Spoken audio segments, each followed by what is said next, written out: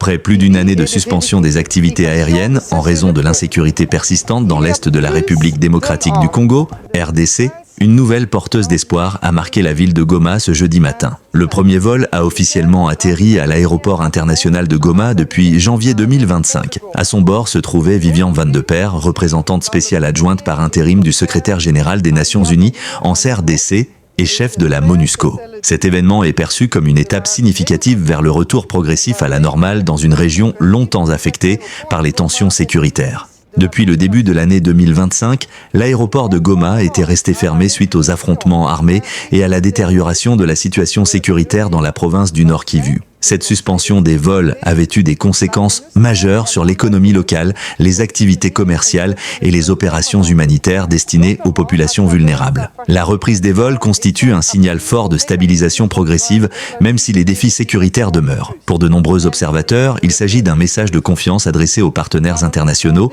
aux investisseurs ainsi qu'aux organisations humanitaires qui avaient dû réduire ou suspendre leurs activités dans la région. La visite de Viviane Van de Peer intervient dans un contexte particulier marqué par le processus de retrait progressif de la MONUSCO, conformément aux accords conclus avec le gouvernement congolais. Son déplacement à Goma vise notamment à évaluer la situation sécuritaire sur le terrain, à échanger avec les autorités locales et à examiner les modalités de poursuite de l'appui des Nations Unies pendant cette phase de transition. La réouverture de l'aéroport facilitera considérablement les opérations humanitaires, notamment l'acheminement de l'aide alimentaire, des médicaments et du personnel humanitaire. Ces derniers mois, les organisations faisaient face à d'importantes contraintes logistiques, contraintes d'emprunter des axes routiers, parfois dangereux, ou de recourir à des itinéraires longs et coûteux. Pour les habitants de Goma, le retour des avions sur le tarmac représente bien plus qu'un simple événement logistique.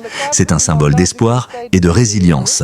Plusieurs citoyens estiment que revoir des avions décoller et atterrir redonne une image de normalité et ravive les perspectives de relance économique. Cependant, certains analystes rappellent que cette reprise constitue une première étape et que des efforts soutenus restent nécessaires pour consolider une paix durable. Seule une amélioration constante et tangible de la sécurité permettra de garantir la régularité des vols et de restaurer pleinement la confiance des acteurs économiques. L'atterrissage du premier vol à l'aéroport international de Goma depuis janvier 2025 marque un tournant important sur les plans sécuritaires, politiques et économiques pour la province du Nord Kivu. Il s'agit d'un signal encourageant, porteur d'espoir pour les populations locales et la communauté internationale. Néanmoins, la route vers une stabilité complète demeure exigeante. Les prochains mois seront déterminants pour transformer cette reprise symbolique en un véritable retour durable à la paix et au développement.